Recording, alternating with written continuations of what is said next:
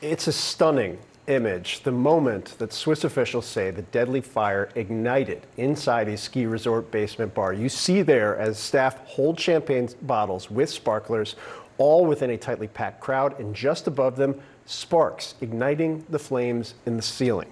Other images show more closely staff wearing helmets as they hold those sparklers. CNN has reviewed and verified multiple videos that show the moments that followed. Now, as you watch, I do want to warn you, they're disturbing. Now,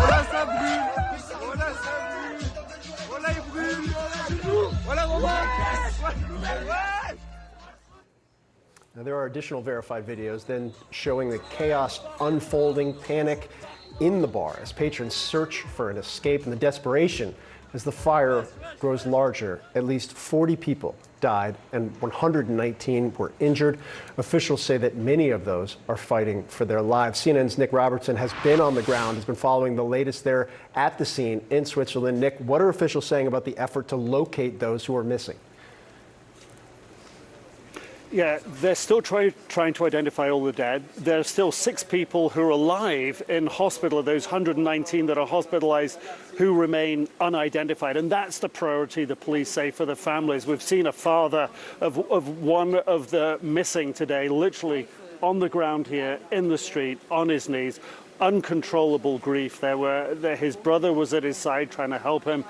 There were strangers quite literally trying to give him comfort on the street, but it was overwhelmed by grief. He's not alone. And when you listen to some of the witness testimonies of the ferocity of the fire, of course, these families now have heard those testimonies as well. And this all plays into their pain. This is how one man described the scene outside here last night in the aftermath of the fire.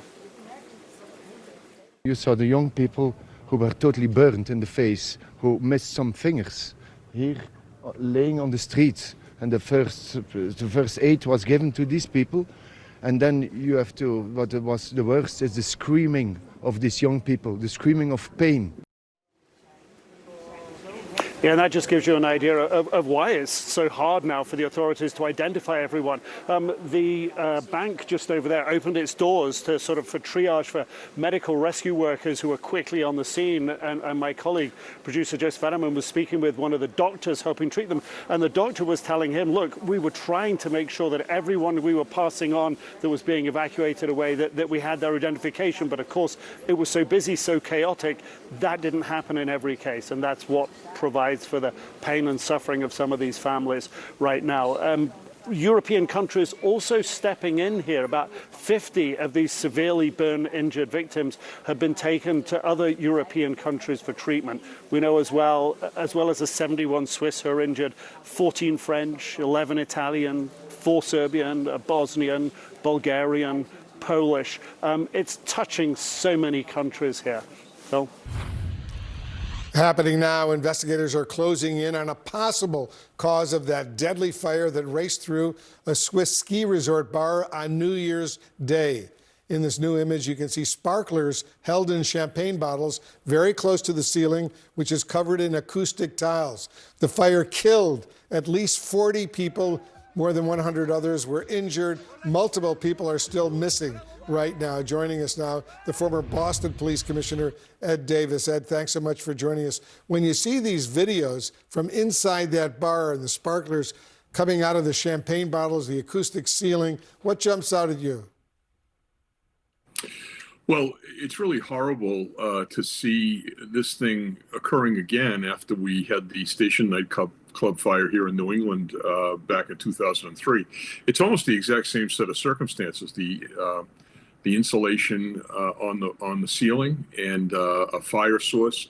You know, sprinklers look innocent, but sparklers look innocent, but they burn red hot. So when you see that kind of combination in a crowded venue when there's so many people there, it really is frightening. It's awful indeed. And you would think that they would have learned the lessons from what happened in Rhode Island and that horrible sprinkler-related fire then. What are some of the questions investigators are asking about the bar's capacity and the crowd size at that New Year's party? Well, that will all be part of the inquiry. The first and most important part of it, obviously, is determining whether or not criminal intent or criminal issues occurred there. So they're going to do a criminal investigation to see if there's any violations of the law. But I think very quickly it will turn into a review of the fire codes and the codes for the number of people that are allowed in the premises, and then whether or not there can be significant changes to those rules and regulations to try to prevent this from happening again. When you're in the cellar of a building like that and there's only one egress, air is coming in and people are trying to get out, and that combination can cause a flashover, which resulted in all of these deaths. It's horrible. You know, I'm curious, what are the similarities between this fire in Switzerland and the one at the Station nightclub in Rhode Island back in 2003? I remember that fire. It was awful. For those who aren't familiar with what happened in Rhode Island at that nightclub, 100 people died in that fire. And there were some similarities, right? There certainly were. One of my staff members was the head investigator on that fire, and I just spoke to him. People were really piled up like cordwood at the front door. You couldn't pull the bodies out because of the lack of egress. The fire happened so quickly with that insulating material, the noise dampening material that they had in the ceiling, that people just could not get away, and most died from smoke inhalation.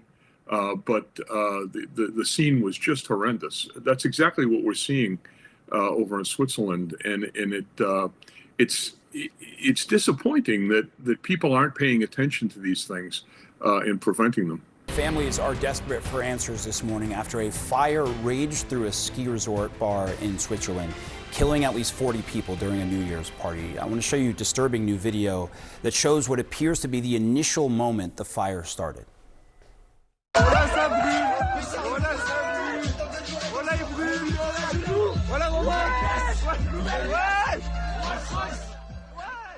So you see people are already swatting at the fire there, and then in another video you can see the fire getting larger as panic begins to set in and people are trying to escape. And then in video shot from the outside, people can be heard screaming as a person stumbles out of the building. And before we show that to you again, it may be disturbing to see. Oh la dinguerie! Oh gros, bouge, bouge, bouge.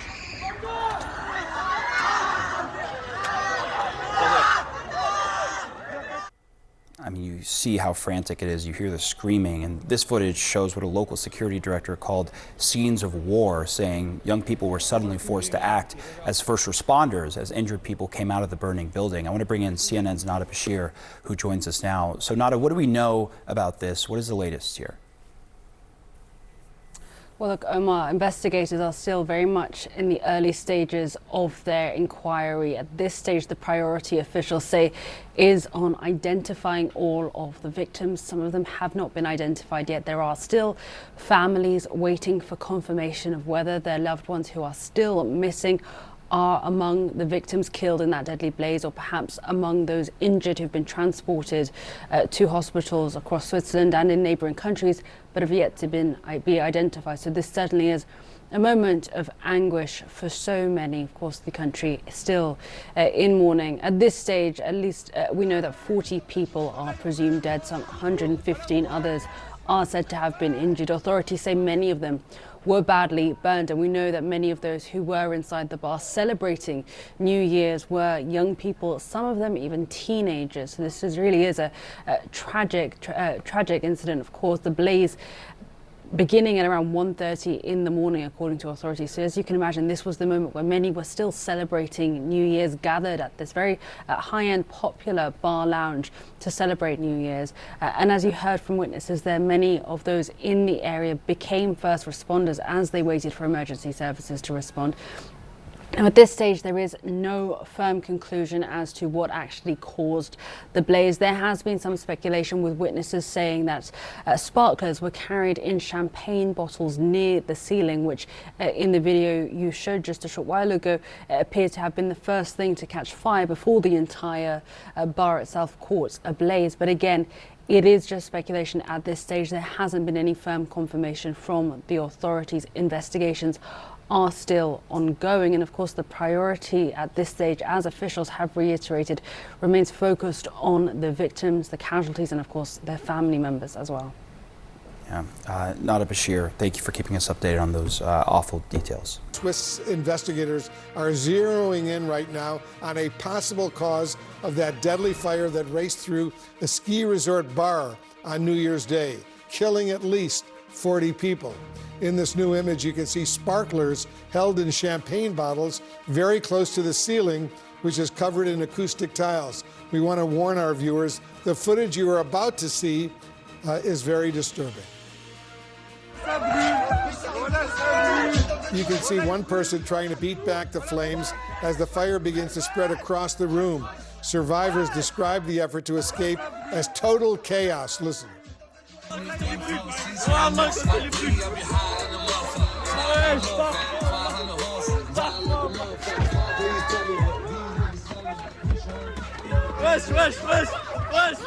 This is video of people struggling to get out of the building. One survivor says it was a small door that everyone was trying to get through. Many gory scenes.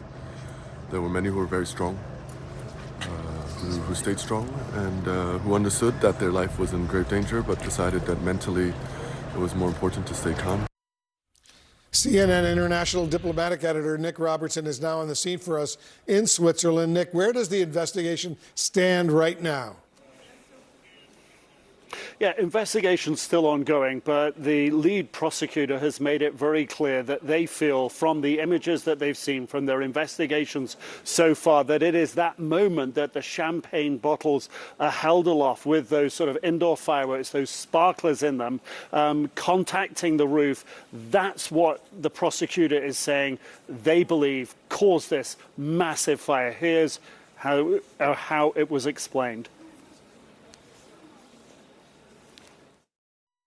It can be assumed that the fire arising from fireworks which were put on champagne bottles came too close to the ceiling, and that produced a flashover which occurred very quickly, leading to general combustion. And Wolf, you were talking about acoustic tiles on the ceiling, and the prosecutor was asked that question, could these sparks have gone into these acoustic tiles, and that's how the flames really sort of got their first hold and then into the wooden structure of the building? The prosecutor said, couldn't say at this time. We've talked to people, by the way, that's the bar right behind me. We've talked to people who were living on the upstairs floors there. They were evacuated. They had to climb across the balconies there with their young children to escape the intensity of the flames from down below. We are getting more details as well about those who are injured. 119 in hospital, from 9 different European countries, 71 Swiss, 14 French, 11 Italians, 4 Serbians, and others from other European nations. Europe also stepping up and helping. 50 of the burn victims have been transferred to other European hospitals in neighbouring countries to help the Swiss, because quite simply these burn victims require specialist treatment, and it appears that that can best be given by putting them in hospitals with that expert care available. All of these explanations hard to provide solace for the families. We witnessed a father here earlier on today on his knees in the road, Wolf, tears streaming down his face. His son went out on New Year's Eve, heading into Crans-Montana, and he hasn't heard from him since. So desperate scenes playing out on the streets here today as well, Wolf.